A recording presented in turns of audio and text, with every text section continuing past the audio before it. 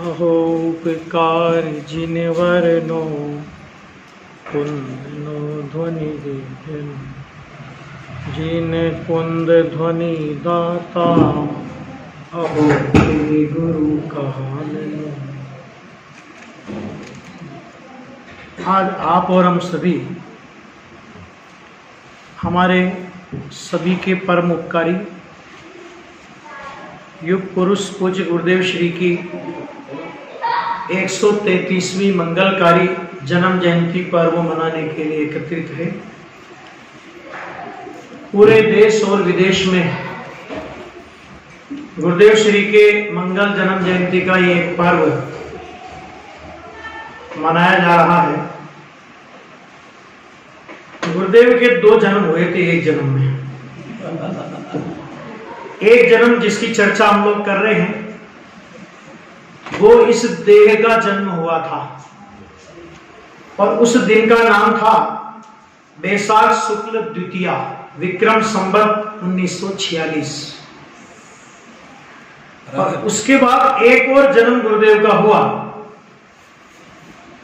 और वो जन्म था विक्रम संवत 1991 भगवान महावीर स्वामी की जयंती जन्म करेंगे। देखिए इसमें मैं नहीं कह रहा हूं ये बात, युगल जी साहब के शब्दों में ये बात आपके सामने रखता हूं। वही तूफान वाली कविता का अंतिम चरण है। अरे वीर के जन्म दिवस पर भूतल का अभिशाप मिट गया। अरे वीर के जन्म दिवस से एक नया इतिहास जुड़ गया। अंधकार में युग सोता था, घुटती थी जीवन की श्वासें, पानी में भी पड़े हुए थे हरे मीन युग युग के प्यासे। तेरा पावन पुनर्जन्म यह वसुधा का वरदान बना रे। पाखंडों के मरदाता लोरों को तूफान चला रे। यानी एक पुनर्जन्म, देह का जन्म तो हो गया था लेकिन भाव गुरुदेव का जन्म हुआ था भगवान महावीर स्वामी के जन्म कल्याण के दिन। लेकिन अगर देह का जन्म ही नहीं होता तो भाव गुरुदेव कहां से आते? द्रव्य गुरुदेव नहीं होते तो भाव गुरुदेव कहां से आते? वास्तव में ये ऐसे प्रसंग हैं कि जिनके बारे में जितना बोला जाए उतना कम है। और अभी तो बहुत से मुमुक्षु भाइयों से ये मेरे पास ऐसी मांग आने लगी है, आ रही है कि गुरुदेव श्री के पूरे जीवन वृत्तांत पर एक पूरी प्रवचन श्रृंखला आप चालू करें। तो मैं भी थोड़ा मन बना रहा हूं, जब भी फुर्सत होगी और पूरे डाटा मेरे पास उपलब्ध हो जाएंगे सारे, उसके काम चल रहा है।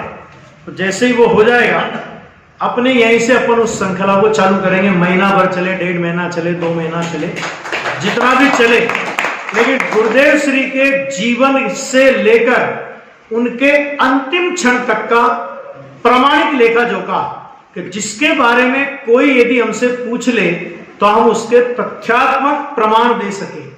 बस हमें वो बात बोलनी है, सुनी सुनाई कही कहाई बात अपने को नहीं स्वीकार है। गुरुदेव श्री के बारे में बहुत बातें अभी हमारे सभी वक्ताओं ने, छोटे छोटे बच्चों ने और भी हमारे साधर्मी जनों ने बहुत बातें कही है। और गुरुदेव श्री के जीवन से बहुत तरह से हम लोग परिचित हैं। उनके जीवन की कुछ विशेषताओं की ओर मैं आपका ध्यान आकर्षित करना चाहता हूं। गुरुदेव श्री का एक प्रसंग कि जब वो माल लेने जाते थे तो माल लेने जाते थे तो होता है जैसे अपन लोग होते हैं ना, 12 साल का बच्चा हो, टिकट लगता हो आधा, 12 साल का हो के बाद पूरा टिकट लगता है ना। तो अपन लोग क्या कहते हैं, 10 साल 15 साल का हो तब भी उसको 11 साल में चलाते हैं। और बच्चे को भी कहते थे पीटी पूछे तो बोलना 11 साल का हूं। है ना, हम झूठ बोलते हैं और झूठ बोलने की शिक्षा देते हैं। गुरुदेव श्री के साथ में जो माल लेने के लिए गया, गुरुदेव ने कहा इस माल का लगेज बना के लाओ। साथ वाले ने कहा महाराज क्या बात करते हो आप, अरे यहां से हम बंबई से हम बैठ जाएंगे तो कौन पूछने वाला है, और कॉलेज में जाएंगे तो वहां तो रेलवे मास्टर अपनी जान पहचान का है ही, सब अपनी है। कि कोई पूछने वाला हो कि नहीं हो, राजकीय नियमों का उल्लंघन हम नहीं कर सकते, अनीति का हमें एक भी पैसा नहीं चाहिए। ऐसा ही एक प्रसंग बना जब गुरुदेव श्री दुकान करते थे तो एक पुलिस वाला है, और जैसा कि पुलिस वालों का स्वरूप और स्वभाव होता है, उनने कहा बख्शीश दीपावली का इनाम, तो गुरुदेव ने कहा 8 आने निकाल के दे दी। उस जमाने में 8 आने भी कम नहीं होते थे, ठीक है ना। वो कहे 1 रुपया लूंगा। गुरुदेव ने कहा भैया हम सीधे साधे व्यापारी, तुमसे हमारा कोई काम तो पड़ता नहीं, हम तुम्हें किस बात का 1 रुपया दूं। कह रहे मैं तो 1 रुपया लूंगा। वो भी जिद पे अड़ गया, गुरुदेव भी जिद पे अड़ गया, मैं लेना है तो ये 8 आने, नहीं लेना है तो ये रास्ता पड़ा है। पुलिस वाला गुस्से में होकर गुरुदेव से चला गया, और जब वो गया तो पुलिस वाले होते हैं ना, कुछ भी कर सकते हैं, तो गुरुदेव के ऊपर उसने एक अफीम का झूठा केस लगा दिया। गुरुदेव की करुणा का दृष्टांत आपको बता रहा हूं मैं इससे, कि गुरुदेव का व्यक्तित्व इतना गजब का था, तो उस पर उन्होंने, उस पुलिस वाले ने उन पर अफीम का केस लगा दिया कि अफीम का धंधा करते हैं। केस बड़ोदरा की कोर्ट में चला, और बड़ोदरा की कोर्ट में जैसे ही गुरुदेव, तो क्योंकि भगत कहलाते थे बचपन से, वो सारे प्रसंग तो अभी लेने का अवसर नहीं है, तो भगत कहलाते थे, तो सारे वो भागीदार और उनके भाई ये सब सोचे कभी गुरुदेव ये क्या भगत जी महाराज क्या बोलेंगे, पता नहीं क्या कहेंगे, क्या होगा, सब चिंता में मग्न। जैसे ही गुरुदेव कोर्ट के अंदर गुरुदेव ने प्रवेश किया, और उस जमाने का अंग्रेज जज, क्योंकि उस समय देश आजाद नहीं हुआ था, उसने गुरुदेव को देखा, अभी गुरुदेव से कुछ पूछा नहीं, गुरुदेव से कुछ सुना नहीं, लेकिन गुरुदेव को देखते ही उसने कहा कि इसको, इस महापुरुष को कौन लेकर गया है कोर्ट में, ये महापुरुष अफीम का धंधा कर सकता है? संभव ही नहीं। इनको कटघरे में खड़ा नहीं रखो, इनको बाहर रह करके अपनी बात कहेंगे। गुरुदेव के बोलने से पहले गुरुदेव के मुख मुद्रा और गुरुदेव का जो तेज था, उससे वो इतना प्रभावित हुआ, और किसी की गवाही सुने बिना उसने निर्णय दे दिया हम स्वयं वहां पर अदालत जाएगी और पालेज में जाकर के इसका निर्णय करेंगे। अदालत पालेज आई, और दूध का दूध पानी का पानी हो गया। 6 महीने तक वो केस चला। गुरुदेव श्री का उस केस में 700 रुपए से ज्यादा का खर्च हुआ। कितना? 700 मतलब आज के 700 नहीं है, समझ आया कि नहीं है, उस जमाने के 700, यानी लगभग ये 125 वर्ष पहले की बात होगी, क्योंकि 133वीं जन्म जयंती मना रहे। तो मजिस्ट्रेट ने निर्णय दे दिया कि ये केस खारिज किया जाता है, और जिस पुलिस वाले ने ये झूठा केस किया है, इस केस पर जो भी खर्चा हुआ हो वो पुलिस वाले से वसूल कर लिया जाए। गुरुदेव को कह दिया वसूल कर लोगे, तुमको छूट है। तो गुरुदेव की करुणा कितनी गजब की कि जो 8 आने के बजाय 1 रुपया नहीं दे रहे थे, गुरुदेव ने कहा अरे जाने दो ना, बेचारा मर जाएगा, कहां से लाएगा 700 रुपये, इसका घर बार बिक जाएगा। ये गुरुदेव के अंदर की करुणा थी। कहने का मतलब क्या, कि आप अन्याय पूर्वक गुरुदेव से एक बात मनवा नहीं सकते हो, और करुणा की बात आई तो 700 रुपए खड़े खड़े छोड़ दिए। बराबर। ऐसा ही एक प्रसंग बना राजस्थान का। राजस्थान में ये जो गांव है उधर अपना, ये कौन सा एरिया कहलाता है, बांसवाड़ा साइड, उस साइड का कोई एरिया है, हाँ, तो उधर का एरिया है। तो सारे नगर में ज्यादातर लोग वहां पर श्वेतांबर भाई थे, और अपने 2-3 लोग थे कन्वर्ट दिगंबर, गुरुदेव के प्रभाव से। उन्होंने गुरुदेव श्री को बुलाया, बहुत बड़ा पंडाल और बहुत बड़ी तैयारी की, क्योंकि 1-2 परिवार हो और गुरुदेव आ रहे हो तो कितना बहुमान आएगा उनको, है ना। बहुत तैयारी उन्होंने की, गुरुदेव पधारे, तो गुरुदेव पधारे तो उन लोगों ने विरोध चालू कर दिया। कांजी स्वामी वापस जाओ, क्या बोलते हैं, गो बैक बोलते कि नहीं बोलते, वापस जाओ वापस जाओ वापस जाओ। हल्ला होने लगा। पाटनी जी उस यात्रा के लिए निकले थे गुरुदेव, तो पाटनी जी उस सभा में उसके यात्रा संघ के संचालक थे। क्या हुआ भैया, क्या बात है, क्या कह रहे हैं? अब राजस्थानी में कुछ भी बोले तो गुरुदेव का समझ है ना। तो साहब ये ऐसा कह रहे हैं, अच्छा ऐसा कह रहे हैं, कोई बात नहीं। जोर जोर से गुरुदेव जहां ठहरे थे वहां आवाज लगाने लगे जोर जोर से, एकांतवाद का नाश हो, एकांतवाद का नाश हो। गुरुदेव भी बाहर निकल करके आ गए, लोगों के रोकने पर भी गुरुदेव बाहर निकल करके आ गए और गुरुदेव भी नारा लगाने लगे एकांतवाद का नाश, क्योंकि हम कौन से एकांतवादी। फिर गुरुदेव ने उनको कहा, भाई हम लोग तो चले जाएंगे, हमको यहां रहने के लिए नहीं आए, लेकिन तुम हमारे निमित्त से कसाई मत करो। हम तो चले जाएंगे, लेकिन तुम्हारे यहां पर ये कसाई के बीज पड़ जाएंगे तो इनका मिटना मुश्किल होगा। गुरुदेव चले गए। अब गुरुदेव चले गए तो पूरे नगर में जितने उस गांव में ठाकुर लोग, क्षत्रिय लोग, बढ़िया डरे तो किससे डरे हुए, तो सारे क्षत्रिय लोग आ गए और दूसरी जाति के जितने लोग आ गए। तो बढ़िया, एक बात समझ लेना बहुत अच्छी तरह, आज तुमने एक ऐसे महापुरुष को यहां से अपमान करके भेजा है, जब तक वो महापुरुष वापस इस गांव में आकर के इसी पंडाल में प्रवचन नहीं देंगे, तब तक तुम्हारा कोई साधु इस नगर में प्रवेश नहीं कर सकता है।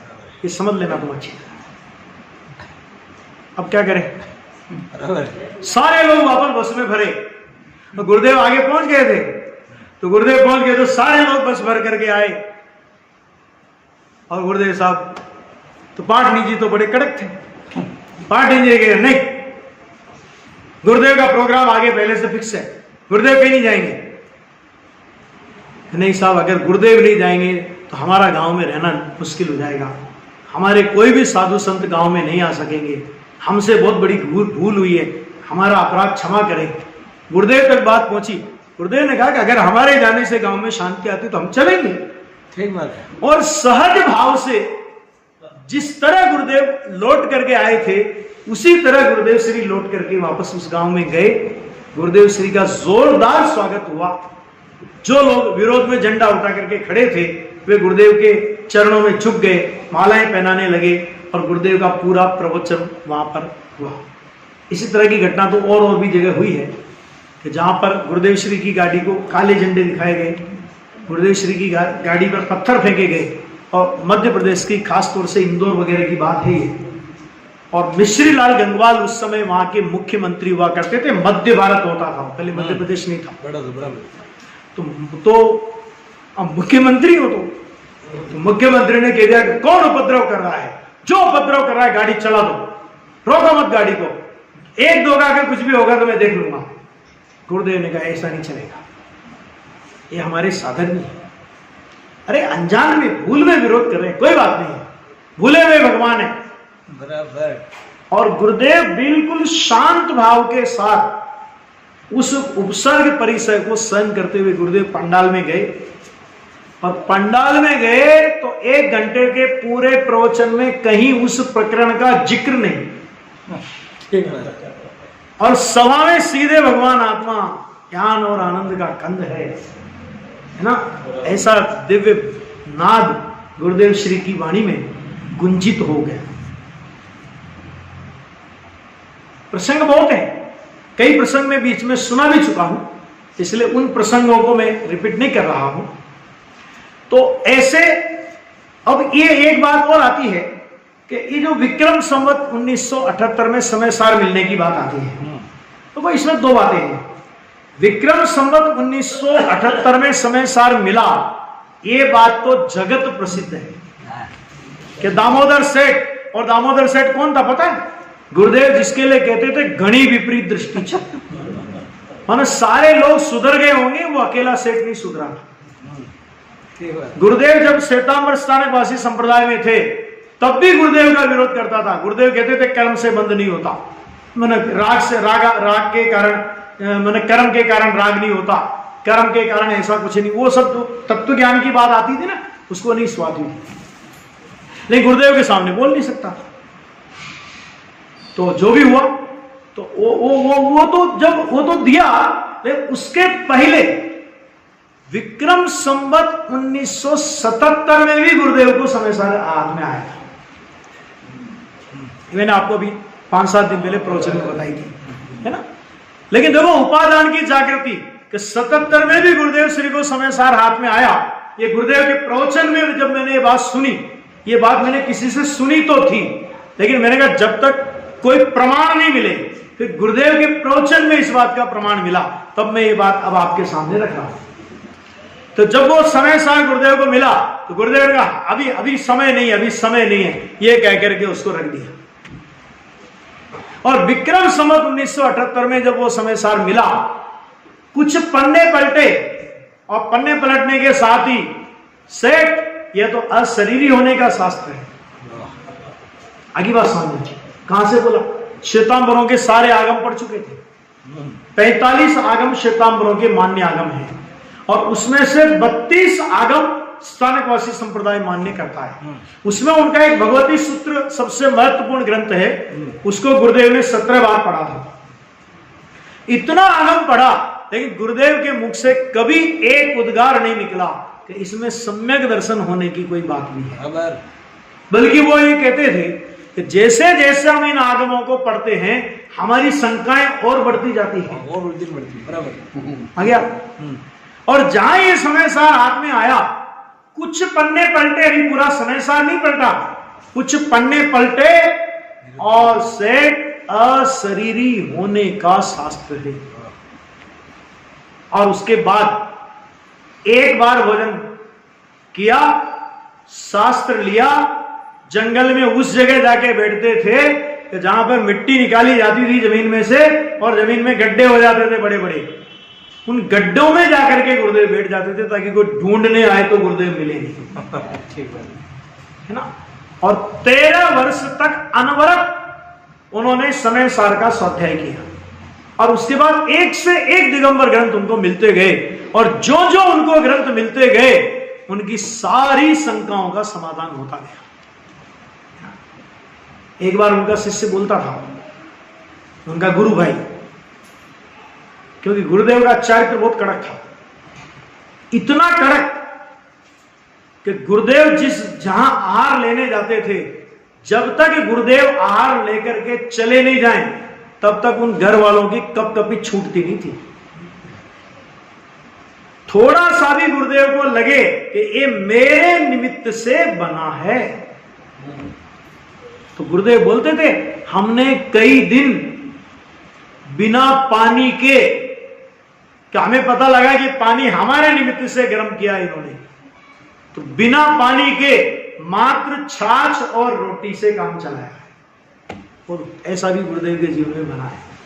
तो ये इतने कड़क पालन करते थे, तो उनके गुरु भाई उनको कहते थे कि कितना भी कठोर से कठोर चारित्र का पालन करो, लेकिन अगर हमारे अनंत भव केवली परमात्मा ने देखे हैं, तो उसमें से एक भी भव कम नहीं होगा। गुरुदेव ने 70 में दीक्षा ली थी, विक्रम संवत 70 में, और गुरुदेव बोले कि भाई नई दीक्षा थी, तो हम क्या बोले? तो 1 साल तक तो गुरुदेव कहते हमने ये बात सुनी, और उसके बाद तो फिर सिंह दहाड़ गया। क्या बोले गुरुदेव? गुरुदेव बोले तुम केवल ज्ञानी ने देखे, जिसके अनंत भाव देखे होंगे, उसका एक भी भाव कम नहीं होगा। बात तो ऐसी ही है, लेकिन तुम ये बताओ कि तुम्हें केवल ज्ञानी के स्वरूप का निर्णय है क्या? या तुम केवल ज्ञानी ने अनंत भाव देखे होंगे, तो केवल ज्ञानी जगत में है, और केवल ज्ञान का विषय संपूर्ण 3 लोक के पदार्थ हैं। ऐसे केवल ज्ञान के स्वरूप का तुमको निर्णय है, या केवल शास्त्र की सुनी सुनाई पढ़ी पढ़ाई बात करते हो? यदि तुम्हें केवल ज्ञान के स्वरूप का निर्णय है, तो हम कॉल करार करके तुमसे कहते हैं कि जिसको केवल ज्ञानी के स्वरूप का निर्णय है, उसके अनंत भाव केवल ज्ञानी ने देखे ही नहीं। क्यों नहीं देखे? कि जिसके अनंत भाव होते हैं, उसको केवल ज्ञानी के स्वरूप का निर्णय ही नहीं होता। इस तरह बोलती बंद कर, फिर भी लोग नहीं माने, और इसी प्रकार की बातें उठाते रहे। तो गुरुदेव ने कहा ऐसा संप्रदाय हमें नहीं चाहिए, ऐसे गुरु हमें नहीं चाहिए। गुरु के खिलाफ विद्रोह कर दिया। आज चलता है ना हमारी गुरु परंपरा, बात तो सही है लेकिन हमारी गुरु परंपरा है, सड़ी गली परंपराओं को गुरु परंपराओं के नाम पर ढोते हैं लोग। उस समय गुरुदेव दहाड़ गए, हमें ऐसा संप्रदाय नहीं चाहिए और हमें ऐसा गुरु नहीं चाहिए, और छोड़ करके पालियात चले गए अकेले। जवान उम्र थी, 23-23.5 साल की उम्र में दीक्षा ले ली। 25 साल का जवान, साल 2-3 साल की बात होगी। तो सारे सेठिया पहुंचे समाज संप्रदाय के और बड़ी मुश्किल से मना करके गुरुदेव को लाए। उन्होंने कहा आज से हम किसी के साथ ठहरेंगे नहीं। गुरुदेव ने बोला क्यों? गुरुदेव बोले मैं किसी को साधु मानता ही नहीं था, मैं कैसे नमस्कार करूंगा। जो भी अंदर से एक क्रांति उनके अंदर में मच गई। और उसके बाद तो भाई समय सार मिलने के बाद और दिगंबर ग्रंथ मिलने के बाद तो फिर जो क्रांतियां हुई, फिर अपने भाई को बुलाया उन्होंने, खुशहाल भाई, जिन्होंने उस जमाने में गुरुदेव को जब दीक्षा दिलाई गई थी, 108 साल हो गए दीक्षा को लगभग, है ना। तो जब दीक्षा दिलाई थी उमराला में, पहले तो गुरुदेव को मना ही किया था खुशहाल भाई ने। खुशहाल भाई गुरुदेव के लिए सगाई का संदेश आया, बहुत अच्छे घराने की लड़की, गुरुदेव को राजकुमार जैसे लगते थे। 90 साल की उम्र में भी जब गुरुदेव को लोगों ने देखा तो उस समय भी उनका चेहरा दमकता चमकता था, है ना। तो जवानी में कैसे गुरुदेव रहे होंगे वो तो आप हम सोच सकते हैं, राजकुमार लगते थे। सबको गौरव लगता था कि कौन इनको दीक्षा लेने वाला है, मोतीचंद सेठ का लड़का दीक्षा लेने वाला है। सब गौरवान्वित होते थे कि मैं दीक्षा दूं, मैं दीक्षा दूं, मैं दीक्षा दूं। गुरुदेव ने हीराचंद महाराज को पसंद किया और खुशहाल भाई के मना करने के बाद खुशहाल भाई ने कहा कि तुमको दीक्षा मत लो, तुमको दुकान धंधा नहीं करना है, मत करो, आजीवन आपकी आजीविका की व्यवस्था की जिम्मेदारी मेरी। घर में रहो, स्वाध्याय करो, लोगों को सुनाओ, समझाओ। लेकिन गुरुदेव तो नक्की कर चुके थे। तो उस जमाने में 1800 रुपए खर्च किए। कितने साल पहले? 100 साल पहले। अब उस जमाने के रुपए की आज की कीमत क्या होगी आप लगा लेना, वो मुझे नहीं बताना। उन खुशहाल भाई को बुलाया, गुरुदेव ने कहा भाई आ मार्ग साचो नहीं, ये मार्ग सच्चा नहीं है, हूं एमा रहवानो नहीं, मैं इसमें रहने वाला नहीं हूं। अब खुशहाल भाई को गुरुदेव के प्रति बचपन से बहुत अनुराग था। तो खुशहाल भाई बोले प्रभु, वो तो उस समय तो साधु मानते थे ना उनको, तो बोले प्रभु ये मार्ग सच्चा नहीं है, तो इसमें आप अपने को नहीं रहना। आप परिवर्तन करना चाहो परिवर्तन करना, लेकिन आपकी प्रतिष्ठा बहुत है, आपकी प्रतिष्ठा बहुत है, इसलिए जो कुछ भी करो धीरे धीरे करना, ठीक है। देखो ये आया इसमें, देखो इसमें ये युगल जी ने लिया है, इसको बहुत अच्छे से लिया है, वो आपके सामने मैं पढ़ के सुनाता हूं।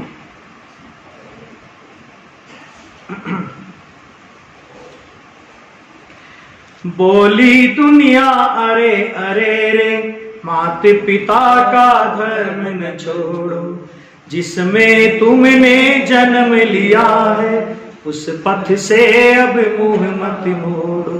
हरी भरी सी कीर्ति लता है दिग दिगंत में व्याप्त तुम्हारी, यह लो सिंहासन लो, लेकिन रखो लाज हमारी। अरे तुम्हारे इस निश्चय से भूतल पर भूचाल मचारे, पाखंडों के महल ढहाता लो रो को तूफान। क्या बोला लोगों ने, क्या बोला? ये लो सिंहासन लो। ये सिंहासन लो का मतलब क्या? हम तुम्हें पूरे स्थानकवासी श्वेतांबर संघ के मुख्य गणाधिपति बनाते हैं, मतलब मुख्य आचार्य हम आपको बनाते हैं। सिंहासन लो, और सिंहासन के नाम पर तो कुछ भी बिक जाता है आजकल, है ना। ये सिंहासन लो, क्या तो ये लिखा ना, तो क्या लिखा, हाँ, कि बोली दुनिया अरे अरे रे मात पिता का धर्म न छोड़ो। पहला प्रश्न, अच्छा हमारे बाप दादा पागल थे? मैंने कहा पागल तो नहीं थे, लेकिन हम उनसे ज्यादा पागल हो गए। क्यों? क्योंकि हमारे बाप दादा क्या पहनते थे, हम क्या पहनते हैं, मतलब हमने पहनावा बदल लिया, हमने खान पान बदल लिया। हमारे बाप दादा ने कभी खाई थी डाइनिंग टेबल पे भोजन किया था? करते थे कभी? कहां जाते थे? जंगल जाने के लिए कहां जाते थे? अभी हम क्या करते? अटैच, बराबर है। फिर सब बाप दादाओं पे आते हो तो सब पे आओ ना, केवल धर्म रह गया बाप दादाओं के लिए। तो वो बोले कि बोली दुनिया अरे अरे रे मात पिता का धर्म न छोड़ो, जिसमें तुमने जन्म लिया है उस पथ से अब मुंह मत मोड़ो। और ऐसे तुम सामान्य आदमी नहीं हो, हरी भरी सी कीर्ति लता है, दिग दिगंत में व्याप्त तुम्हारी, कि चारों सारी समाज कोई नूर का हीरा, कोई नूर का हीरा, कोई नूर का हीरा कह करके जिसके पीछे पड़ी रहती हो। तो गुरुदेव ने क्या उत्तर दिया? उत्तर मिला, धर्म शिशु जननी के अंचल में नहीं पलता है। आ गया? और पिता की परंपरा से बंधकर धर्म नहीं चलता है। रावण नरक में गया तो कुंभकर्ण मेघनाथ कहते तो पिताजी नरक में जा रहे तो मैं कैसे स्वर्ग में जाऊं, मोक्ष में जाऊं? नहीं चलता है क्या पिताजी की परंपरा से? माता के अंचल में धर्म पलता है, पिता की परंपरा से धर्म चलता है। अरे लोक की सीमाओं को, तुम माता पिता की बात कर रहे हो, ये धर्म तो लोक की सीमाओं को, क्या कह रहे हैं? अरे लोक की सीमाओं को छोड़ धर्म का स्पंदन चलता।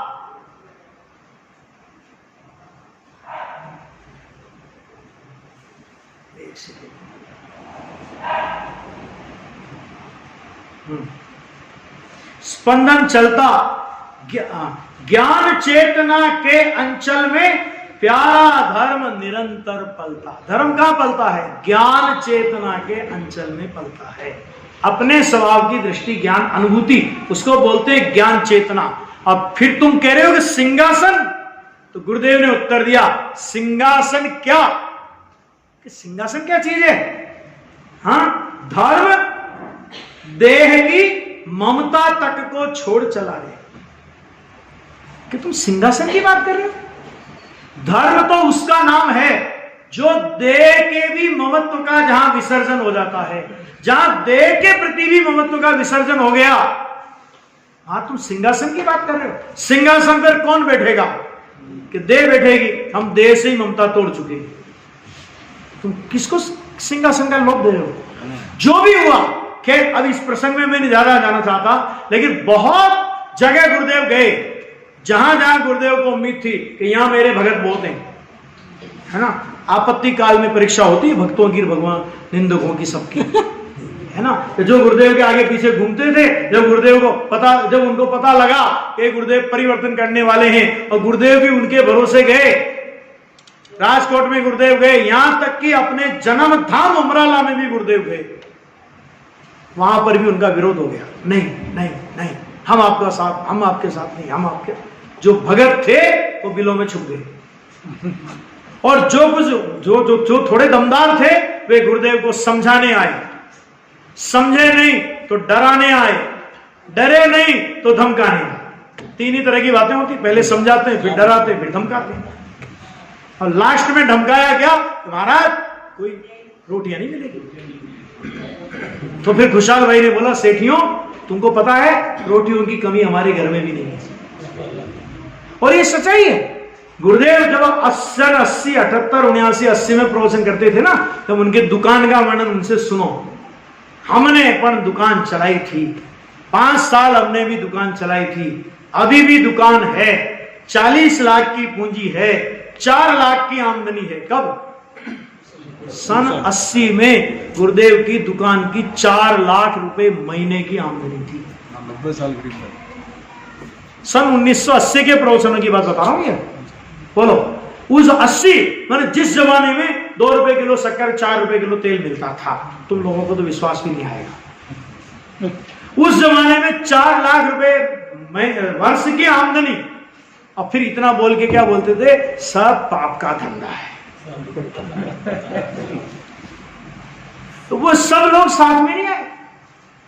गुरुदेव ने भी एक बात नक्की कर ली है, वे समझ गए। गुरुदेव ने कहा अब हमें ऐसी जगह जाना है जहां किसी जैन का घर नहीं है। दिगंबर तो थे ही नहीं उधर, श्वेतांबर थे। तो एक दावाणी परिवार है सोनगढ़ में, मूलतः तो वह किसी एक वैष्णव के यहां गुरुदेव पहले पहुंचे थे, नाम भूल रहा हूं अभी मैं, लेकिन जो अपन वो एपिसोड बनाएंगे ना इसके, उसमें पूरा नाम वगैरह सब देंगे। तो उसमें गुरुदेव के वो गए, फिर ये हरि भाई दामानी करके, हीरा भाई दामानी करके हैं, स्टार ऑफ इंडिया उस बिल्डिंग का नाम है। वो वहां के राजा ने, भावनगर दरबार थे ना, उनसे प्रसन्न होकर के उनको इनाम में वो मकान दिया, नाम था स्टार ऑफ इंडिया। अब पता नहीं गुरुदेव जैसे महापुरुष आने वाले थे तो कुदरत ने पहले से उसका नाम सोच के रखा हो। क्यों कि world of star of world जिसमें आने वाला हो तो कम से कम स्टार ऑफ इंडिया में तो आए। गुरुदेव से उन्होंने प्रार्थना की कि साहब हमारा मकान खाली पड़ा है, बस्ती से दूर है, आपको कोई डिस्टर्ब नहीं करेगा और हम आपकी सेवा में हाजिर रहेंगे। गुरुदेव गए, गुरुदेव ने देख लिया। गुरुदेव ने कहा हम यही परिवर्तन करेंगे। प्रतिमा कहां, मंदिर कहां, सवाल ही नहीं। पार्श्वनाथ भगवान का चित्रपट जो श्रवण बेलगोला के पास एक जगह है, वहां का वो मंदिर है, उस प्रतिमा के दर्शन भी हम लोग करके आए हैं। उस चित्रपट के समक्ष विक्रम संवत 1991 महावीर जयंती दिन के 1:15 बजे मुंह पट्टी का त्याग करके गुरुदेव ने घोषित कर दिया। गुरुदेव ने जिस समय ये परिवर्तन किया, गुरुदेव का योग इतना जबरदस्त, पुण्य प्रभावना योग इतना जबरदस्त, तो उस समय विरोध करने के लिए सोनगढ़ में कोई नहीं आया। गुरुदेव श्री के जो निकटवर्ती अनुयायी थे, जैसे बहन श्री बहन थी, दोनों बहनें थी, और भी लोग थे, तो गुरुदेव ने कह दिया था कि हम परिवर्तन करें, उस समय सोनगढ़ में कोई नहीं रहना चाहिए। हो सकता है विरोध हो, कुछ उपद्रव हो, तो 2-4 जो अत्यंत निकट के लोग थे उनके बीच में वो परिवर्तन किया और गुरुदेव वहीं पर रहने लगे। हजारों की सभा के बीच में गर्जने वाले गुरुदेव सत्य के लिए 3-4 आदमियों के बीच में रहने लगे। जो आज हम लोग भीड़ तंत्र की ओर भागते हैं, और भीड़ अगर हमें मिलती हो तो हम कुछ भी करने के लिए तैयार हैं, सिद्धांतों के साथ समझौता करने के लिए तैयार हैं, सिद्धांतों का गला घोटने के लिए तैयार हैं। तो गुरुदेव के का ये मार्मिक स्थल हमें सचेत करता है कि सत्य के लिए संख्या की आवश्यकता नहीं होती, अकेला हो तो भी सत्य है, तो वो सत्य ही है। बराबर, ठीक है। कोहिनूर हीरा वो अकेला होता है, लाखों करोड़ों कांच के टुकड़े मिलकर के भी उस कोहिनूर हीरे का मूल्यांकन नहीं कर सकते। यहां से गुरुदेव ने परिवर्तन चालू किया। 5-7 मिनट में पूरा करता हूं। तो उन्होंने परिवर्तन करा, तो अभी क्या हुआ कि अब लोग तो आना बंद हो गए, लेकिन बहुत से लोग जो गुरुदेव के वास्तव में भगत थे, तो उन्होंने सोचा कि गांधी स्वामी ने कुछ किया है परिवर्तन, तो कुछ सोचा तो होगा, बिना सोचे तो नहीं कर सकता। इतना बड़ा कदम उन्होंने उठाया है, कुछ न कुछ बात तो होगी। ऐसे कुछ लोग धीरे धीरे गुरुदेव के पास आने लगे। देखें कैसा चल रहा है, देखें अब क्या कर रहे हैं, है ना। उनको जांचने के लिए, या ये अपनी भाषा में कहूं, गुरुदेव श्री की सीआईडी करने के लिए। भाई साहब जब आते तो गुरुदेव को तो समय सार की स्वाध्याय करते पाते, शास्त्रों का स्वाध्याय करते पाते। गुरुदेव ये भी नहीं पूछते तुम कहां से आए हो। अब तो ठीक है ना, कोई विरोध तो नहीं, कुछ बात नहीं। गुरुदेव कहते भाई, नाम तो सबके जानते थे गुरुदेव, भाई सांभळो शू कहे छे आचार्य कुंद कुंद, आत्मा ज्ञान और आनंद का खंड है। ऐसी तत्व की बात, और तत्व की बात के अलावा कुछ नहीं। तो जो आता वो उन्हीं का होकर के चला जाता। भाई साहब समझाने के लिए तो बापूजी तक को भेजा था, रामजी भाई तक, जिसके लिए ये बोलते थे कि भरी दोपहरी कोर्ट में अंग्रेज जज को तारे दिखा देने वाला वकील अगर कोई है तो रामजी भाई माणिकचंद घोष। इतना जबरदस्त था। उस समय 1 घंटे की फीस 200 रुपए हुआ करती थी उनकी उस समय, समझ ला। 1 घंटा कोर्ट में जाएंगे ना, 200 रुपए रख ले, समझा गया। गुरुदेव से जब वो भी गुरुदेव श्री से प्रभावित हो गए, वहीं रह गए। सबसे पहले श्वेतांबर पर्यूषण आता है अपने दिगंबर दशलक्षण के पहले। तो एक रायचंद भाई करके बोटाद में है, उस जमाने में नाम चलता था, बहुत ग्रस्त परिवार था, बहुत प्रभावशाली व्यक्तित्व था, जिनके लिए गुरुदेव बाद में कहते थे, प्रवचनों में ये सब लोग बैठते थे ना, ए बदा स्थानक वासियों ना अग्रेसरी हता, फिर बोलते थे भूत निगम नहीं से, फिर बोलते गुरुदेव भूत निगम नहीं से, है ना। वो 50 व्यक्तियों को लेकर के पहली बार उसी पर्यूषण में, जिसमें गुरुदेव ने परिवर्तन किया था चैत्र में, और मैंने सावन भाद्र में ये पर्यूषण आ जाते इनके, है ना। तो 50 लोगों की को लेकर के आए, और जैसे वो आए और पूरे समाज में धमाका। अब जो लोग थोड़ा छिपे बैठे थे, आना चाहते थे, लेकिन वही होता है ना, पहले कौन पहले कौन पहले कौन पहले कौन, जाना तो सबको है, पहले कौन जाए, सूरवीरता कौन दिखाए, सबको डर लगता था समाज बाहर कर देगी, है ना। उस समय भी थे ऐसे लोग, आज ही थोड़ी में बेटी रोटी व्यवहार तोड़ने वाले, है ना। अरे आज तो खाली मुंह से बोलते हैं, उस जमाने में तो सच में तोड़ दिया था लोगों ने। बराबर है। आपको पता है भंडारी जी और तखतराज जी ये मुमुक्षु बन गए थे, दिगंबर मंदिर बना दिया था इनने, समाज से बाहर कर दिया उन लोगों ने, और इन्होंने 21 या 41 हजार रुपए भरे, तब समाज में लिया। उन्होंने कहा कि धर्म तो हम नहीं छोड़ेंगे, हाँ समाज में तुमको लेना है, तुमको पैसा डंडे करना है, कर दो हमारे। तो ये कोई समस्या आज की नहीं है, रोटी रोटी व्यवहार की, वो चिंता नहीं करो। आज तो बोलते हैं, क्योंकि रोटियां बेटियां किसकी कहां रुक रही है वो कोई बताने की जरूरत नहीं है मुझे, इसलिए वो तो आज तो बोलने की बात रहेगी। लेकिन उस जमाने में बाबू भाई के साथ ऐसा हुआ, बाबू भाई की दिगंबर, बाबू भाई वाली समाज तो दिगंबर थी ना, गुजरात समाज, दिगंबर समाज 20 पंथी थी, और जब बाबू भाई वाला धड़ा अलग हुआ, गुरुदेव का अनुयायी हुआ, तो बाबू भाई के पूरे समाज का उन्हीं के दूसरे समाज ने बाइकाट कर दिया था, रोटी बेटी व्यवहार बंद। और बहुत सी जगह तो आज भी उनके यहां ऐसा चलता है, आज भी ऐसा चलता है वहां, क्या कर लोगे। तो ऐसी मेरी बात हुई थी एक बार, अपने तखतराज जी साहब से कलकत्ता गया तो बात हुई, तो उन्होंने कहा पंडित जी कोई चिंता ही नहीं, अब हमारे लिए तो पूरा मुमुक्षु समाज खुल गया ना, हमें क्या चिंता है। और हमारा एक भी लड़के की शादी नहीं हुई हो, या हमारी एक भी लड़के की शादी नहीं हुई हो, नहीं ले, हमारी समाज वाले नहीं ले तो नहीं ले, क्या फर्क पड़ा, नहीं दे तो नहीं दे, क्या फर्क पड़ा, हमारे लिए पूरा मुमुक्षु समाज खुल गया, है ना। और आज वो पूरे मुमुक्षु समाज का प्रतिष्ठित परिवार है, बबूतमल जी भंडारी का परिवार, तखतराज जी, ये सब पूरा प्रतिष्ठित परिवार है, इसमें क्या दम है।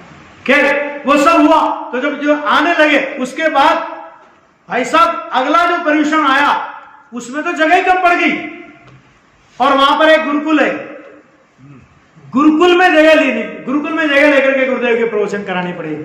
अब लोग आते लगे, आने लगे, आने लगे, आने लगे, और जो भक्ति का प्रवाह टूट गया था वो बढ़ गया। तो रामजी भाई ने नक्की किया कि अपने को एक जगह लेनी है, एक स्वाध्याय मंदिर बनाना है, और गुरुदेव के लिए रहने के लिए कमरा बनाना है। गुरुदेव से कहा कि साहब हमारी ऐसी भावना है। गुरुदेव ने कह दिया मेरे भरोसे मत बनाना, तुम बनाओ और मुझे उसमें रहना ही पड़े, तुम्हारे प्रतिबंध में नहीं हूं, मेरा मन पड़े तो रहूं, मेरा मन पड़े तो जंगल में चला जाऊं। राम जी भाई भी चतुर थे, वकील थे ना, तो उन्होंने कहा गुरुदेव आप केवल एक बार पधारो, बस आपको रहना कि नहीं रहना वो बाद में नक्की करेंगे, अब एक बार पधारो। और 3 वर्ष 3 महीने 15 दिन स्टार ऑफ इंडिया में रहने के बाद गुरुदेव श्री स्वाध्याय मंदिर बनके तैयार हो गया था। गुरुदेव श्री पधारे, गाजे बाजे के साथ पूरा संघ गुरुदेव को लेने के लिए गया। उसी समय ब्रह्मचारी शीतल प्रसाद जी वहां पर थे सोनगढ़ में। और जो गुरुदेव जहां पे प्रवचन करते हैं, जहां पे अभी गुरुदेव का वो रहता है ना आसन प्रवचन का, तो उसके एक पीछे अपने यहाँ जैसा बनाया नहीं है, ऐसा वो बनाया है हमारी। हाँ, तो उसमें बहिन श्री के हाथ से समय सार परमागम की स्थापना हुई। गुरुदेव ने उद्घाटन किया स्वाध्याय भवन का, प्रवचन किया और बहन श्री के हाथ से समय सार परमागम की स्थापना, और वो स्थापना की विधि ब्रह्मचारी शीतल प्रसाद जी ने कराई। उसके बाद तो बहुत प्रभाव हुआ, ऐसा भी प्रभाव हुआ। तो कोई एक प्रसंग सुन लो कि गुरुदेव को ये पता नहीं कि दिगंबर आमनाय में 13 पंथ क्या 20 पंथ क्या। जो गिरनार की यात्रा पर ये लोग गए, तो गिरनार की यात्रा पे पहले पालीताना भी यात्रा गए, गिरनार की यात्रा पे गए तो बहन श्री बहन को विकल्प उठा, दोनों बहनों को, तो हमें भगवान के दर्शन नहीं। सोनगढ़ में भगवान के दर्शन का भी स्वाध्याय मंदिर बना था, मंदिर नहीं बना था उस समय तक। मंदिर बनना चाहिए, गुरुदेव की भी अंदर से भावना थी, लेकिन गुरुदेव कभी किसी को कुछ बोलते नहीं थे, ये मंदिर बनाओ ये करो, कुछ नहीं बोलते। गुरुदेव की भावना लेकर के, बहन श्री की भावना लेकर के नन्नालाल जस्सानी परिवार, उस जमाने का करोड़पति परिवार, वो गए गुरुदेव के पास, साहेब हमको यहां पर एक मंदिर बनाने का भाव होता है, आप अनुमति दें। गुरुदेव ने कहा बना। उस समय पंडित राम प्रसाद जी थे, दक्षिण से थे, 20 पंथी वो। और शुरू में जो उस मंदिर की जो विधि विधान हुए ना, शिलान्यास वगैरह की, वो सब 20 पंथी विधान से हुए थे, क्योंकि उसमें दिगंबर तो कोई जाते नहीं थे वहां, पता भी नहीं था इनको भी दिगंबर की ये परंपरा वो परंपरा, गुरुदेव से पढ़ते भी नहीं थे। तो जो भी हुआ, वो पंडित जी आए, तो उस पंडित जी ने एक बात कही थी वहां पर कि एक नियम है कि मंदिर की खाट मोड़ बोलते हैं ना अपन, तो नींव खोदते हैं और नींव वापस भरते हैं। तो अगर भरने में मिट्टी बढ़ जाए तो वो स्थान शुभ माना जाता है, और घट जाए तो अशुभ माना जाता है, प्रतिष्ठा पाठ का नियम। ऐसा ये लोग बोलते हैं, अपने को पता नहीं है, इसलिए मैं कोई कंफर्म नहीं करता हूं कि ऐसा है। एक प्रतिष्ठा पाठ में ऐसा बोला जाता है कि आप मंदिर के लिए नींव खोदो, और नींव खोदने के बाद वापस उसको भरोगे ना, तो अगर उसी मिट्टी को भरो, और अगर मिट्टी ऊंची उठी रहे तो शुभ माना जाता है। ऐसा हुआ।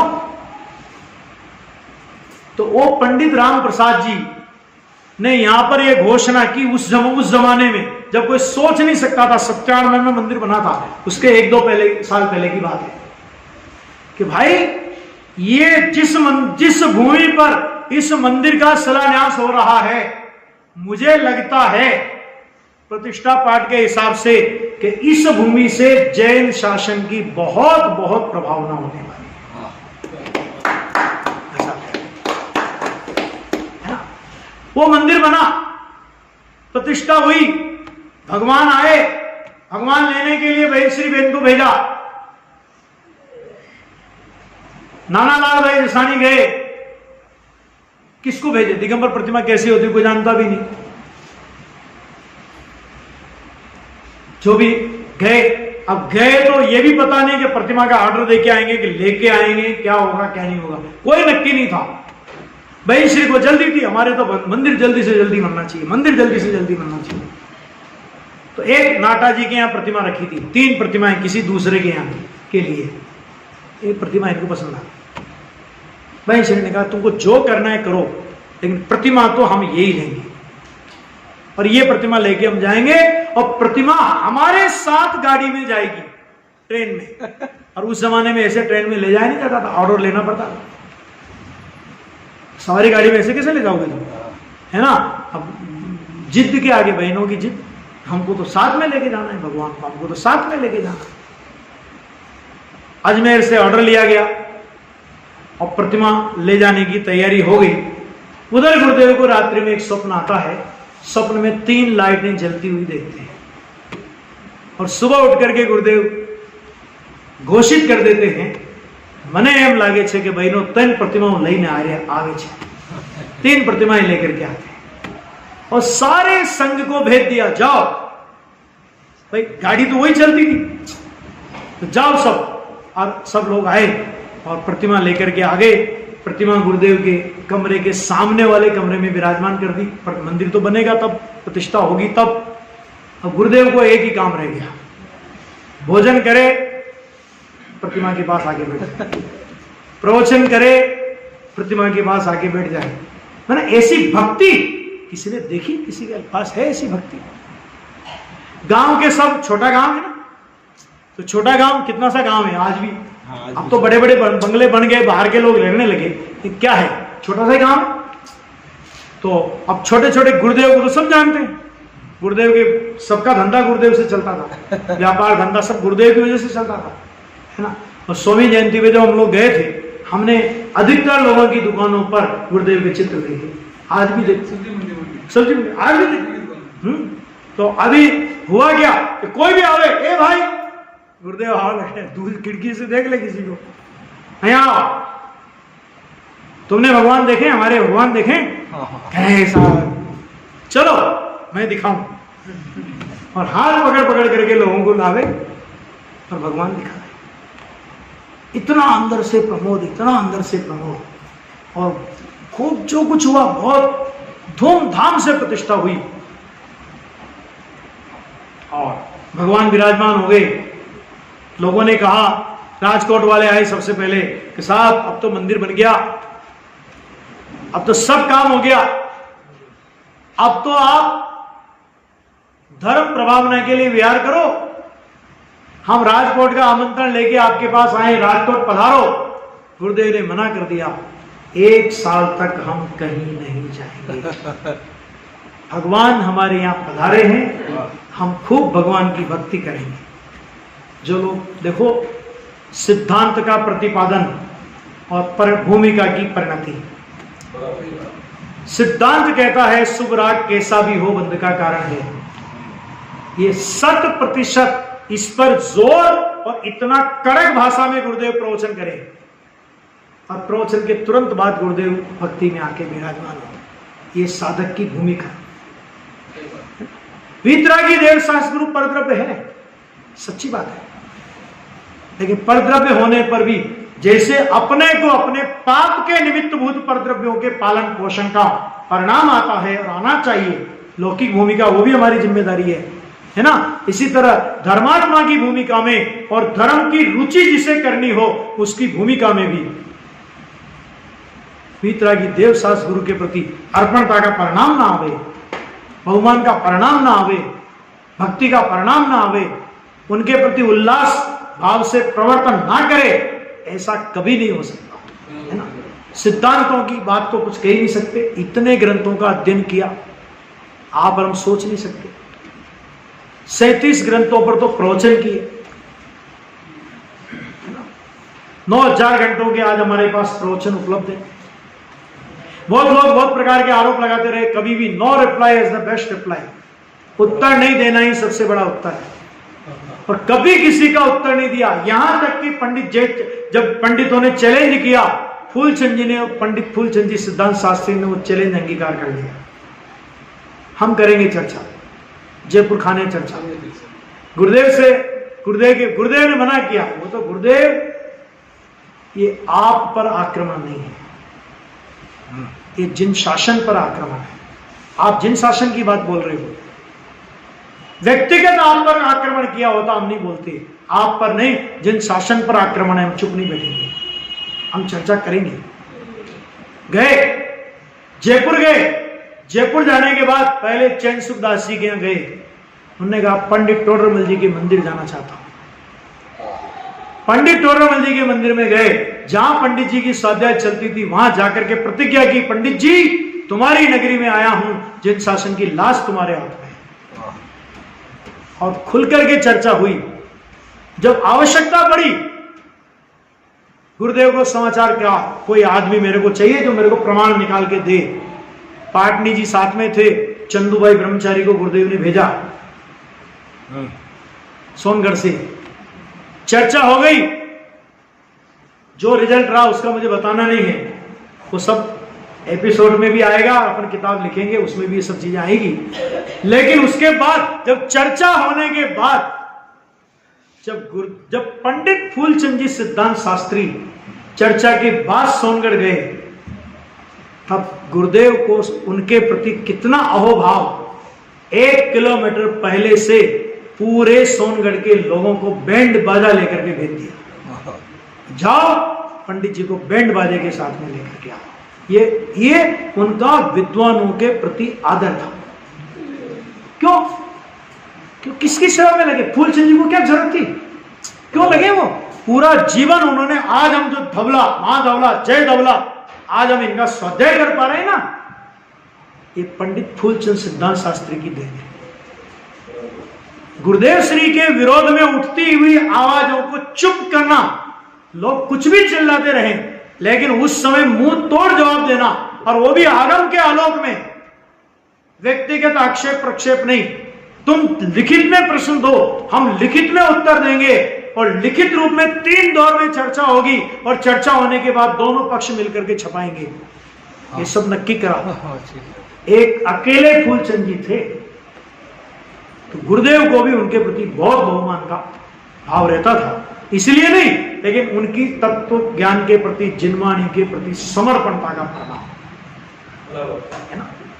छोटे से छोटा बच्चा है, एक अभी अपना एक दिलीप भाई करके कलकत्ता में, उस समय गुरुदेव के टाइम पे वो 10-12 अपना 8 साल से गुरुदेव के प्रवचन सुनता हूं ना मैं, तो 12 साल के बच्चा था, 12 साल के थे दिलीप भाई, तब से लेके 15-16 साल तक की उम्र तक के। कई बार दिलीप भाई प्रवचन में बोले, एक लाइन गुरुदेव की बोले, देखो छोकरो કેટલી સરસ बात करे छे। उसके पिताजी को, उनके दादाजी को बोलते, ये तुम्हारा छोकरा तुम्हारा कान काटेगा। और उस छोटा सा बच्चा अगर तत्व की बात बोलता है, तो उसके प्रति गुरुदेव को होगा। उस बच्चे की प्रशंसा में गुरुदेव को आपको 50 काय के अष्टपौड़ के प्रवचन पढ़ेगा, कम पूरे प्रवचनों 20 जगह कम से कम उस दिलीप भाई की प्रशंसा की हो। सोगानी जी की प्रशंसा के लिए तो कहना ही नहीं। मेरा शिष्य मेरे से पहले मोक्ष जाएगा, और मेरा नमस्कार मेरे शिष्य को, ऐसा गुरु कोई मिलेगा? बहुत सारी बातें हैं, अनर्गल आरोप भी बहुत लगे, मुनिराजों को नहीं मानते, फलाना ऐसा करते हैं वैसा करते हैं, बहुत बहुत प्रकार के आरोप लगे। और आरोप लगने के बाद भी गुरुदेव की ये धारा निरंतर चल रही है। बल्कि मैं तो कहता हूं कि हम लोग 42 साल गुरुदेव को गए हुए हो गए, हमारे यहां भी किसी का देह परिवर्तन होता है तो तीसरे दिन मंदिर में शांति पाठ, राजा राणा छत्रपति कितना इनने दान दिया है ना, कितने दान की घोषणा की, वो सब घोषणा न बोलने वालों के मुख पे कोई वैराग्य दिखता है, न सुनने वालों के मुख पे कोई वैराग्य दिखता है। वैराग्य का उठावना जरूर दिखता है, बराबर है, समझा? वैराग्य का उठावना होता है, सच कह रहा हूं मैं, तो कुछ नहीं है ना। लेकिन 8-12 दिन ज्यादा से ज्यादा याद करेंगे, कितने दिन याद करेंगे हम? 12 दिन बैठक कर लेंगे, उसमें भी क्या करेंगे? 12 दिन क्या करेंगे कि बेटा तू दुकान खोल, हम घर में बैठे। जिसने जीवन भर हमारे लिए पाप कमाया, हम उसके लिए 12 दिन दुकानें बंद नहीं कर सकते।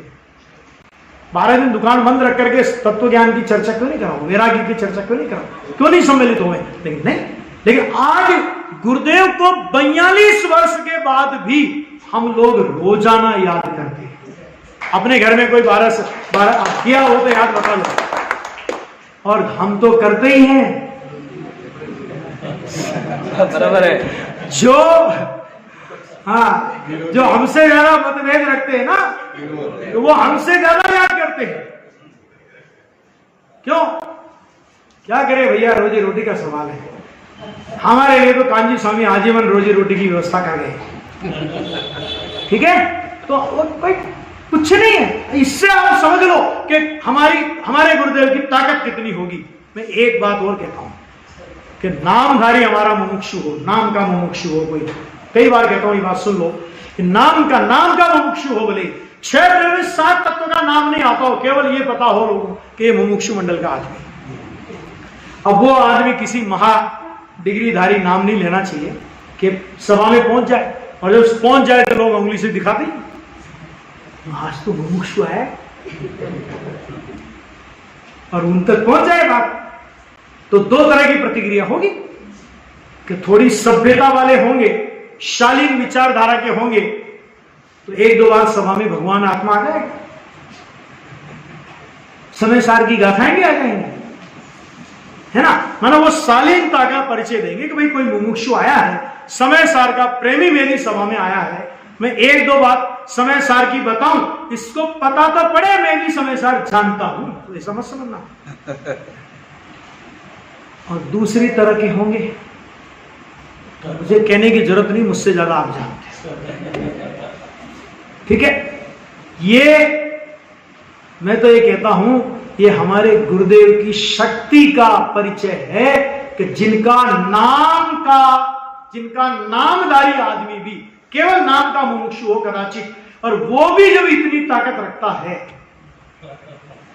तो उनके प्रवचन की दिशा बदल दे, शालीनता या अशालीनता जिस रूप में भी, लेकिन दिशा को परिवर्तित करने की सामर्थ्य रखता हो, तो हमारे गुरुदेव अगर युग की धारा बदल दें तो इसमें क्या आश्चर्य है। गुरुदेव कभी युग के अनुसार नहीं चले, क्योंकि महापुरुष वो नहीं होते जो युग की लकीर पर चलते हैं, लेकिन महापुरुष वो होते हैं जो एक लकीर बनाते हैं और उस वक्त पूरा युग चलता है। गुरुदेव श्री ने जब मुनिराजों के प्रति बहुत बातें कही, लेकिन जिनको जो कुछ जचना था वो जचा नहीं जचा, लेकिन हम लोगों ने एक प्रयास किया था कि गुरुदेव ने कम से कम हमको गुरुदेव को प्रमाण पत्र नहीं दिलाना कि मुनि भक्त थे, लेकिन समाज में जो दूषित वातावरण बनता है, तो गुरुदेव के अंदर में मुनि भगवंतों के प्रति, देव शास्त्र गुरु के प्रति कैसा अद्भुत अहोभाव था, उसका कल मैंने इंदौर में भी एक घोषणा की थी कि हम गुरुदेव श्री के 1008 बोल जो मैंने पहले छाटे थे, और उसमें बहुत अच्छा काम हुआ था। वो उसमें हर बोल के ऊपर एक हेडिंग था, फिर उसके बाद पूरा बोल था, उसके बाद उस किस प्रवचन ग्रंथ के किस पेज से लिया गया वो रेफरेंस था। तो उसको काट छाट करके तो अभी मंगलायतन ने भी प्रकाशित की है, लेकिन वो उस रूप में नहीं है जिस रूप में मैं चाहता था। तो अभी हमने नक्की किया कि हम बड़ी पुस्तक के रूप में नहीं, लेकिन गुरुदेव श्री के उन अहोभावों को छोटे छोटे 10 वॉल्यूम के रूप में इस 10 लक्षण पर्व तक लाना चाहते हैं। समाज में हम समाज को सुधार नहीं सकते, लेकिन हमारे गुरु की अच्छाइयां अगर हम समाज तक पहुंचा सके और समाज को ये सोचने पर विवश कर सके कि गुरुदेव तो मुनि को मानते हैं, और अगर गुरुदेव किसी को नहीं मानते तो जिनको नहीं मानते हमें उनके बारे में सोचना पड़ेगा। ये वातावरण अगर हम बना सके तो एक बहुत बड़ी उपलब्धि हमारी होगी। हम अपने निर्णय में दृढ़ रहें, और गुरुदेव ने जो वीतरागी तत्व ज्ञान हम लोगों को परोसा है उसकी चर्चा तो इतनी ही हरि अनंत हरि कथा अनंता वाली बात है, लेकिन समय की मर्यादा को ध्यान में रखते हुए मैं अपनी इस चर्चा को यही विराम देता हूं। हम सभी लोग गुरुदेव श्री के द्वारा प्रतिपादित इस वीतरागी तत्व ज्ञान को समझें, सुने और अपने जीवन में प्रतिदिन गुरुदेव की वाणी को सुनने का अभ्यास डालें। क्यों? क्योंकि गुरुदेव की वाणी को सुने बिना मात्र वक्ताओं के भरोसे ये जिन शासन चलने वाला नहीं है। बराबर ये समझ लेना बहुत अच्छी तरह। मैं अपने को भी सम्मिलित कर रहा हूं उसमें, ऐसा न समझना, ठीक है ना। हम सोचते हैं हमने तो उनका सुन लिया, उनका सुन लिया, उनका सुन लिया। गुरुदेव की जिस कहा किस बात पर कितना कैसा वजन देना है, ये गुरुदेव के अलावा कहीं नहीं। गुरुदेव को हम सुने, उसके बाद हमारी चॉइस हम किसी को भी सुने, लेकिन गुरुदेव को सुने। कोई कहते कि हमको समझ में नहीं आता, क्या करे? मैंने कहा 15 दिन जिद करके सुनो, मुझे समझना ही है। नहीं समझ में आए तो भी लेके बैठ जाओ, शास्त्र लेके बैठ जाओ, वर्ल्ड टू वर्ल्ड प्रवचन की किताब लेके बैठ जाओ। 15 दिन अगर आपने जिद्द से भी गुरुदेव को सुनना शुरू कर दिया, 16वें दिन से गुरुदेव ही समझ में आएंगे। बराबर, समझ आ गई बात? बस इतना ही मुझे कहना है। जो बातें आपको अच्छी लगी हो उन्हें ग्रहण करें, जो नहीं लगी हो उन्हें निर्माल्य द्रव्य की तरह यहीं छोड़ दें। शेष चर्चा अपन बाद में करेंगे।